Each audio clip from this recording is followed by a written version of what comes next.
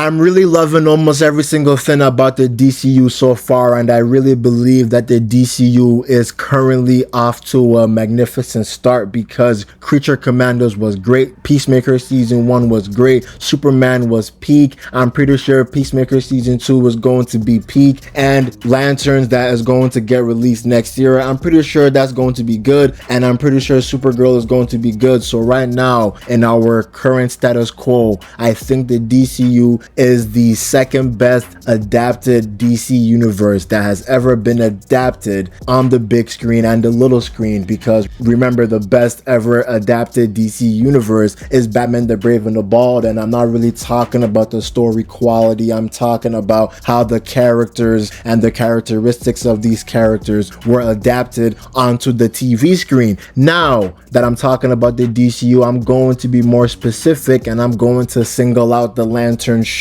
because inside the show I do believe that there is going to be a problem that will arise later on in the DCU, but this problem isn't really here yet, but there is an example of this problem, and that example is Hal Jordan in the DCU that is going to be played by Kyle Chandler. Now, Kyle Chandler is a great actor, and I do believe he will be a good Hal Jordan. I do believe that he will be a great Hal Jordan, in fact. But the thing about Kyle Chandler is 59 years old. He's about to be 60 next month. So this problem that I'm talking about, this problem that I think the DCU might fall into, they might fall into this trap. They might not see the problems that will arise later. They're not really looking at the red flags, but the fact that Kyle Chandler's Hal Jordan is 59 years old means that a lot of our beloved characters that are on the Justice League lineup are going to be about the same age. They're probably going to be in their early 50s to late 50s, sometimes early 40s or late 40s. But look, I'm not really mad about a character being in their early 40s because this universe is already established. This universe has been lived in already. So we are currently in the third year of Superman's career. So I'm pretty sure a lot of the main heroes in this universe probably already passed their early stages, but I hope this trend does not continue, man, because there is a rumor that is really making me nervous, man. There is a rumor that is making me anxious. There is a rumor that is making me sweaty. This rumor is causing me to have night sweats. I have literally become an insomniac because of this rumor, and this rumor is Kumail Nanjani might play Booster Gold, and I think this rumor has been circulating because Peacemaker Season 2 is going to have a lot of surprises, and I think one of these surprises is that Kumail is going to be revealed as Booster Gold. Now, I could be wrong. I could be 100% wrong, and Booster Gold is going to be played by someone else. But honestly, man, I'm looking at these pictures, I'm looking at all of this, and one side of me is leaning towards the theory that Kumail might be Booster Gold, but the other side is leaning towards this theory that maybe Kumail and James Gunn are just great friends, and Kumail just went to the Peacemaker Season 2 premiere to hang out with his friends and to support his friends. But you know, Hollywood, man, Hollywood, there's always a chance that someone who was very close friends with the director is going to be casted very soon. Now, when I'm talking about Kumail, right? Kumail is a good actor. Do not get me wrong. Kumail is a good actor. A lot of people really think he's corny and he's not really funny. Now, I don't think he's the best comedian ever, and I don't really think that all of his jokes land, but he's not an unfunny person. He's kind of funny, in my honest opinion. I think Kumail has the look of a superhero. I do believe that Kumail could play a very great superhero. Like, I'm not trying to body watch No Diddy, but look at Kumail's physique. Kumail is really in shape. His physique is good. His physique is top notch. He could play a great superhero, but the thing is, Kumail Nanjani should not be playing Michael Carter, and I really do believe that if they go down this route, this is not going to end well, even though there could be a mysterious future script that could be so good that can completely wipe away the notion that Kumail is going to be Booster Gold. But honestly, bro,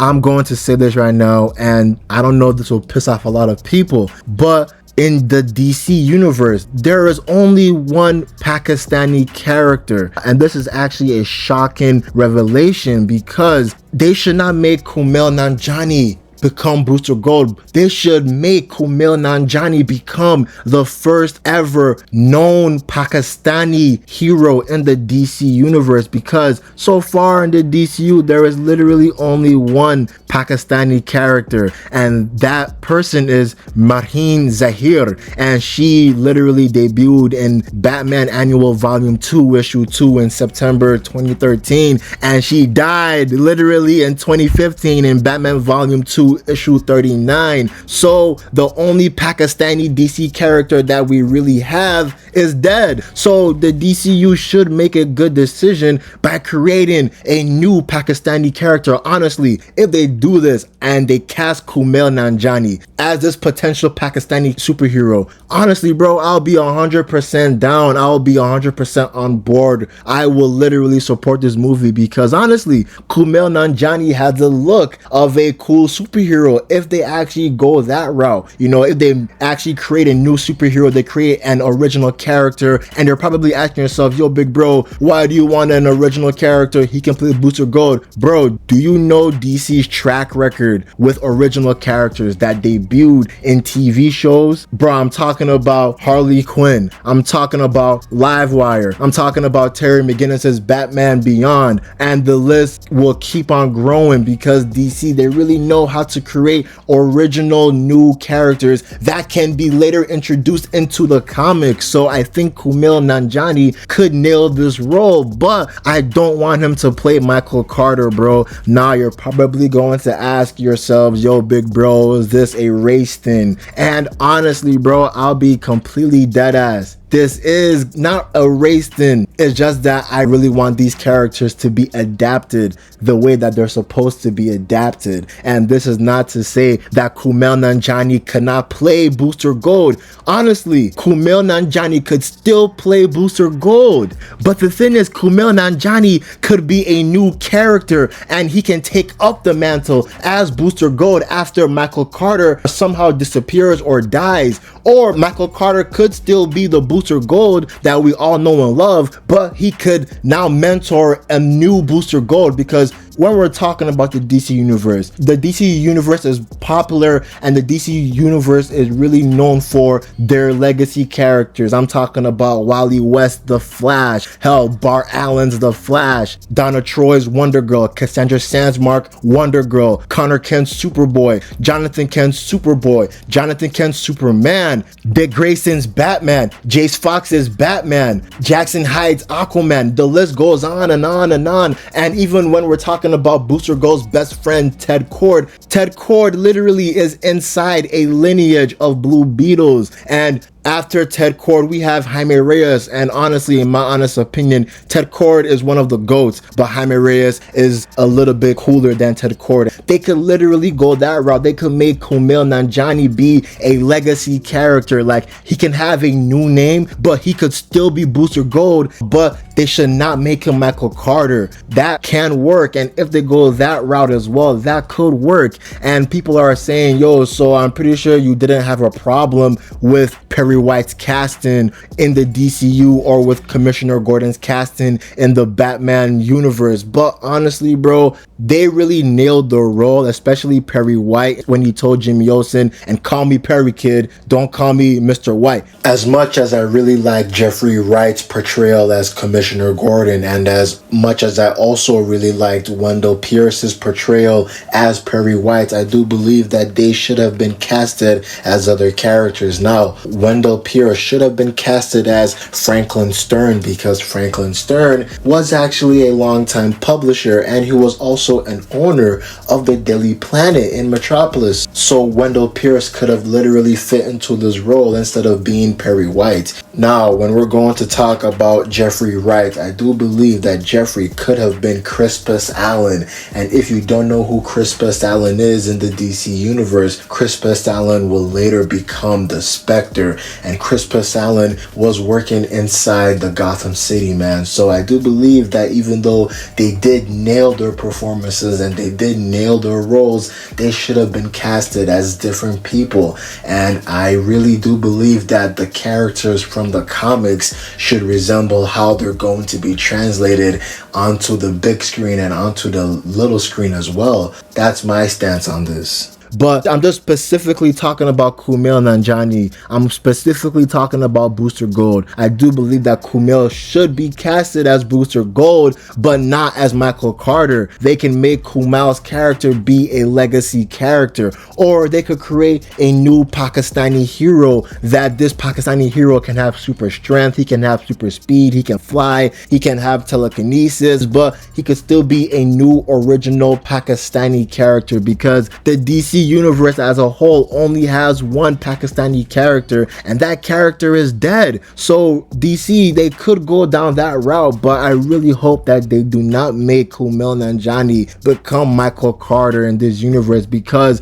Michael Carter is supposed to be pretty young in the DC comics, man, especially when he arrives, and especially even after when he arrives, like when he's an active member of the Justice League International and when he now later becomes a member of the Justice League Reserves. But Kumail Nanjiani is 47 years old. He's in his late 40s right now. I don't want this trend of actors being in their late 40s or their early 50s or their late 50s, and they're playing these iconic heroes that literally are the main characters in their stories. Because as much as I love John Stewart, and John Stewart is a very great character, he's one of my favorite Green Lanterns ever. In my opinion, he's the second best Green Lantern, in my honest opinion. Actually, in my honest opinion, is kind of interchangeable.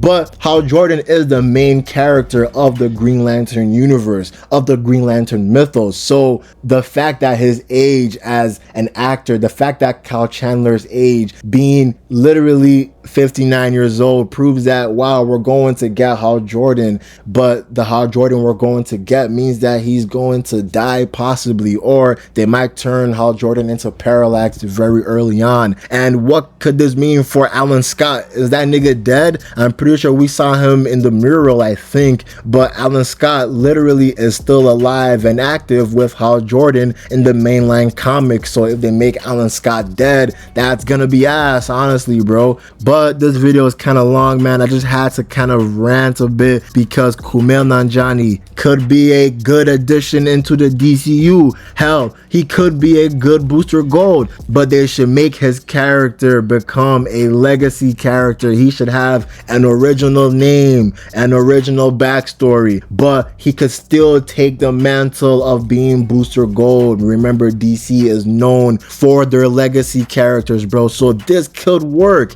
They should not make him Michael Carter though. He should not be Michael Carter though, man. But that's the end of the video. I'm out. And before I actually leave this video, I know you're saying, how can Kumail Nanjiani be a legacy character if he's 47 years old? I mean, honestly, that actually makes sense, because Michael Carter, if I do want Michael Carter being played by another actor, then Michael Carter should be younger while Kumail is 47. Honestly, they could kind of do something where, like, Michael Carter, he stumbles upon a human who really is a fan of Booster Gold, but this human happens to be older than Booster Gold. So in terms of the mentor-mentee type of characteristic and type of story beats, this could be a new type of story beats where the mentor is younger and the mentee is older. So we could have the protege being in their late 40s while the mentor is in their mid 20s or their early 30s. That could work. It could be an interesting story beat, but please, DC, do not make Kumail Nanjiani become Michael Carter, man. That's the end of the video. I'm out. Peace.